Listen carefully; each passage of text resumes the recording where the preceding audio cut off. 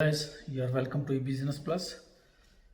तो जैसे कि आपको पता है, ईबे ने अपना एक पेमेंट का सिस्टम इंट्रोड्यूस करवाया है जिसको ईबे मैनेजमेंट पेमेंट्स कहते हैं। तो ईबे जो मैनेज पेमेंट्स है उसको आपने ऑलरेडी रजिस्टर्ड कर लिया होगा। अगर हमने रजिस्टर्ड नहीं किया तो उसको रजिस्टर्ड कर लें, क्योंकि 27 उसने लास्ट डेट दी थी ईबे ने। उसके बाद उसने क्या करना था कि आपकी लिस्टिंग की जो क्रिएट करने की जो एबिलिटी है उसको डिसेबल कर देना था।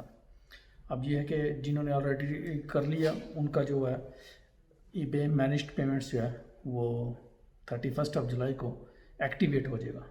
तो एक्टिवेशन के बाद आपको कंफर्मेशन मिल जाएगी। अब इसमें यह है कि अगर आपने एक्टिवेट नहीं किया उसको तो आप ईबे पे लॉगिन हो, आप सर्च बार में जाएं, उसमें आप मैनेज्ड पेमेंट्स टाइप करें और उसको क्लिक करें और ओपन करें, और फिर उसमें आप मैनेज्ड पेमेंट्स को आप रजिस्टर्ड करें और फॉलो करें जो प्रोसेस है उसका, तो आप उसके ऊपर रजिस्टर्ड हो जाएंगे। तो अब इसके लिए ये है कि फिर जब आप रजिस्टर्ड हो जाते हैं तो फिर ऑटोमेटिकली ईबे जो आपको एक्टिवेट कर देगा। अब ये है कि जो जिन्होंने ऑलरेडी रजिस्टर्ड कर लिया वो 31 को एक्टिवेट हो जाएंगे।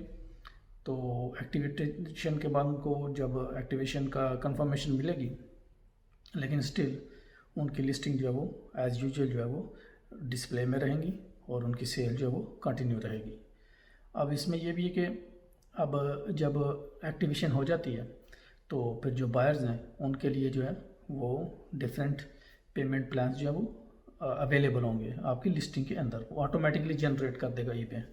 जैसे कि अगर बायर के पास, जैसे आप पहले पेपाल से करते थे, क्योंकि बायर्स भी पेपाल से रजिस्टर्ड हैं, आप भी रजिस्टर्ड हैं, तो बायर जो है still they can pay with the PayPal. और फिर ये है कि अगर बायर्स पेपॉल से पे कर सकते हैं तो फिर बायर जो है ईबे मैनेज्ड पेमेंट्स के ज़रिए भी पे कर सकते हैं। इसलिए ये उनके पास अवेलेबल ऑप्शन होंगी। तो ये उन पर डिपेंड करता है कि वो ऑर्डर को कैसे कंटिन्यू करते हैं। और फिर इट मीन्स कि आपने कन्फ्यूज़न नहीं होना। 31 जुलाई के बाद समटाइम आपको ऑर्डर आएगा, तो जैसे पहले ईबे से वो पेपाल से आपको मैसेज भी आता था या ईमेल आती थी कि आपको इंस्टेंट पेमेंट जो है वो अवेलेबल है आपके लिए। तो आपकी पेमेंट फ़लाने अकाउंट से हुई है या फ़लाने कस्टमर ने पेमेंट की है, तो हो सकता है कि वो अगर ईमेल नहीं आती तो फिर भी अगर आपको ऑर्डर आता है तो आपने परेशान नहीं होना, क्योंकि वो फिर ईबे के मैनेज्ड पेमेंट के ज़रिए वो आपको पेमेंट मिलेगी। तो फिर इट मीन्स कि अब ऑर्डर्स के बाद आपको दोनों तरीक़ों से पेमेंट मिल सकती है, पेपाल के ज़रिए भी और मैनेज ईबे पेमेंट्स के ज़रिए भी। लेकिन ये डिपेंड किस पे करता है, ये कस्टमर पे डिपेंड करता है कि वो कैसे पे करता है आपको।